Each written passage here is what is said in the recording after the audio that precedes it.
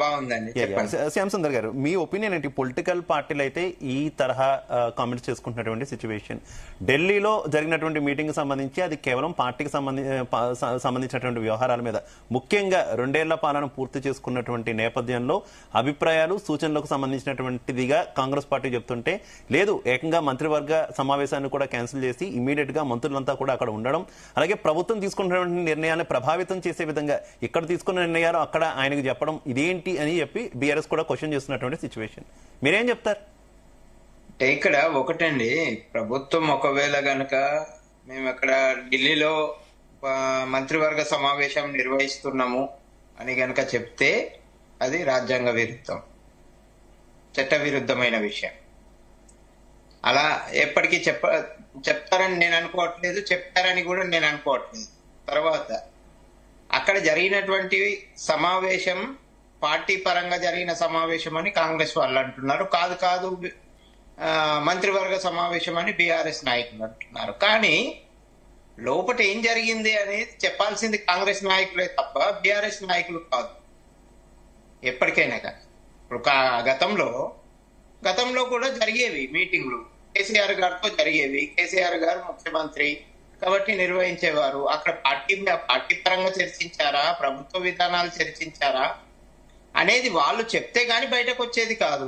అట్లాగే ఇప్పుడు కూడా, అంటే ఏ పార్టీ అధికారంలో ఉన్నప్పటికీ కూడా ఆరోపణలు చేసినప్పుడు బలమైనటువంటి ఆధారాలు ఉండాలి. లోపల ఇన్నర్ మీటింగ్ లో ఏం జరిగిందనేది కూడా మేమే చెప్తాము, ఇదే జరిగింది, ఇది మీరు ఒప్పుకోవాల్సిందే, ఇది చట్ట విరుద్ధం అని అనడానికి టిఆర్ఎస్ కు బేసికల్ గా అధికారం లేదు. నేను కాంగ్రెస్ ను సమర్థిస్తున్నాను అని మాత్రం అనుకోవద్దు. ఎందుకంటే కాంగ్రెస్ ఒకవేళ కనుక అలాంటిది కనుక నిర్వహిస్తే మాత్రం అది పూర్తిగా చట్ట విరుద్ధము, తప్పు కూడా. ఎందుకంటే రాష్ట్రానికి సంబంధించిన విషయాన్ని రాష్ట్రంలో జరగాల్సినటువంటి మంత్రివర్గ సమావేశాన్ని అట్లాగే గతంలో ఒకటి జరిగింది, పొరపాటు జరిగింది, మళ్ళీ అది సవరించుకున్నారో లేదా తెలియదు. కాంగ్రెస్ పార్టీ ఇన్ఛార్జ్ ఆమె పేరు మీనాక్షి నటరాజన్ గారు అధికారిక సమావేశం నిర్వహించారు. అది అన్ని పత్రికల్లో విమర్శలకు దారి తీసింది. సెక్రటేరియట్ లో నిర్వహించారనుకుంటా అధికారిక సమావేశం. అలాంటి నిర్వహించినప్పుడు అది పూర్తిగా తప్పు. అది ఎందుకంటే ఆమె ఒక party leader, not an MLA or MP or any nowhere concern with the state. Congress party పరంగా ఆమె నాయకురాలు కాబట్టి అధికారిక కార్యక్రమాలు నిర్వహించడం అనేది, అధికారిక సమావేశాలు నిర్వహించడం అనేది అధికార దుర్వినియోగం అవుతుంది ఎంత అధికారంలో ఉన్నప్పటికీ. కాబట్టి ఏ పార్టీ నిర్వహించినా, ఏ పార్టీ అలాంటి కార్యక్రమాలు చేసినా 100కి 100 రూపాయలు తప్పే. కానీ మీరు ఇదే చేశారు ఇప్పుడు అని చెప్పడానికి కూడా బీఆర్ఎస్ దగ్గర ఆధారాలు లేవు. దాని ఆధారాలు ఉంటే బయట పెట్టాలి. ఇది జరిగింది, ఇది మాకు తెలుసు పూర్తిగా అనేది ఆధారాలు బయట పెట్టాలి. వేగ్గా విమర్శలు చేస్తే ప్రజలు ఒప్పుకునే పరిస్థితుల్లో లేరు. కాబట్టి నేను ఇప్పుడు అది ఖచ్చితంగా జరిగింది. మీనాక్షి నటరాజన్ గారు అప్పుడు అధికారిక సమావేశాన్ని నిర్వహించారనేది అన్ని పత్రికల్లో విమర్శలు వచ్చాయి. తర్వాత జరిగినట్టు లేదు. ఇక మళ్ళీ అలాంటి దుస్సంప్రదాయాన్ని కొనసాగించినట్లే. కాబట్టి పార్టీకి ప్రభుత్వానికి మధ్యలో ఒక లైన్ ఉంటుంది. ఆ లైన్ ను పార్టీ పాటించాలి, ప్రభుత్వము పాటించాలి. అధికారంలో ఎవరైనా ఉండాలి.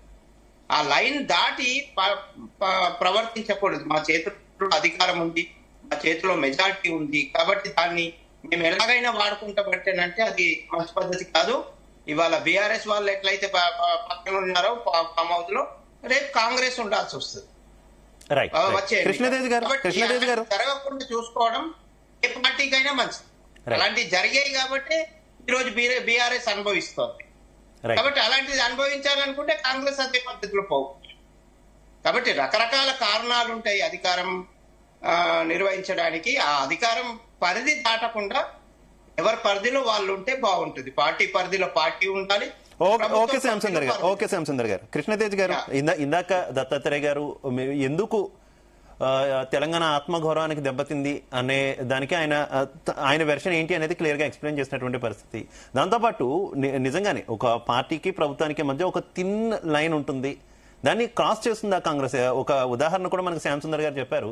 గతంలో మీనాక్షి నటరాజన్ గారు ఏకంగా సచివాలయంలోనే అధికారులతో సమీక్ష జరపడం పెద్ద దుమారమే రేపింది.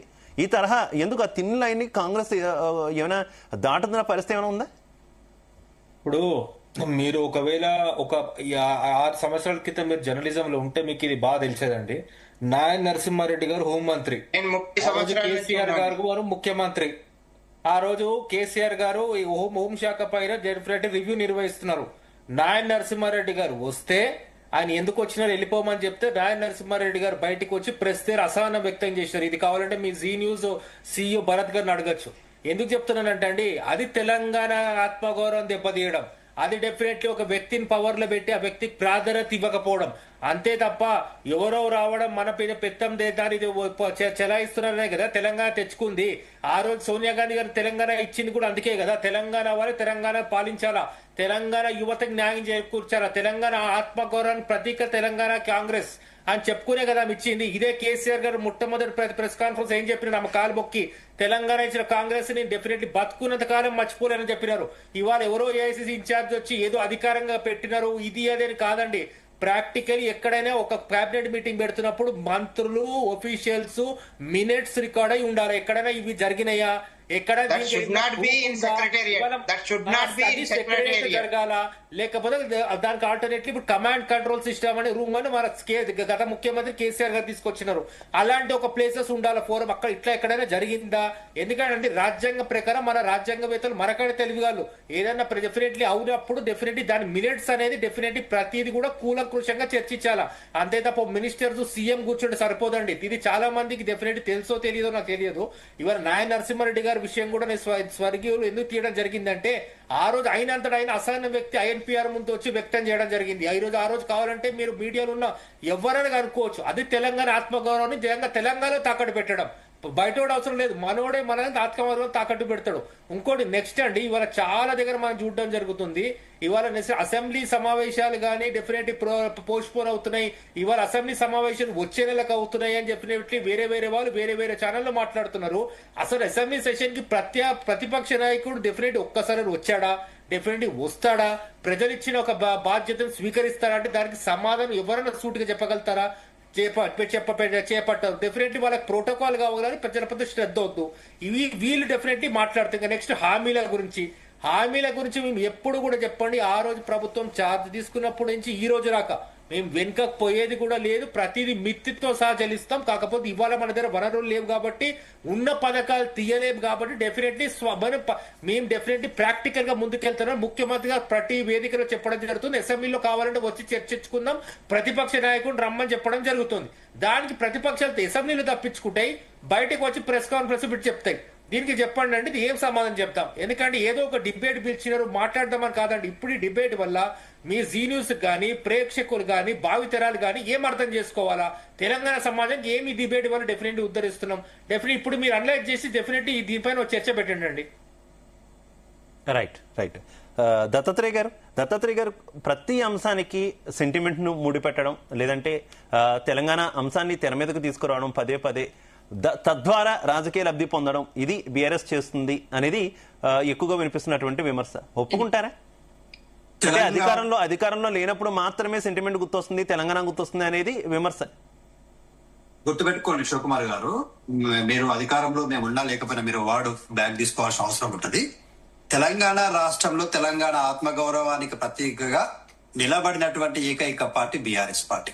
ఎందుకు చెప్తా ఉన్నామంటే ఇంత గర్వంగా, ఇంత కాన్ఫిడెన్స్ గా ఎందుకు చెప్తా ఉన్నామంటే, తెలంగాణ రాష్ట్ర ఏర్పాటుని ఒక తల్లిని ఒక పిల్లలు పుట్టుకత్వాన్ని మాట్లాడినటువంటి బీజేపీ పార్టీ, తెలంగాణ రాష్ట్ర ఏర్పాటుకు అడుగడుగున 60 ఏళ్లుగా తెలంగాణకు ఈ గోస, ఈ కష్టాలు, ఈ ఇబ్బందులు రావడానికి కారణమైనటువంటి పార్టీ కాంగ్రెస్ పార్టీ.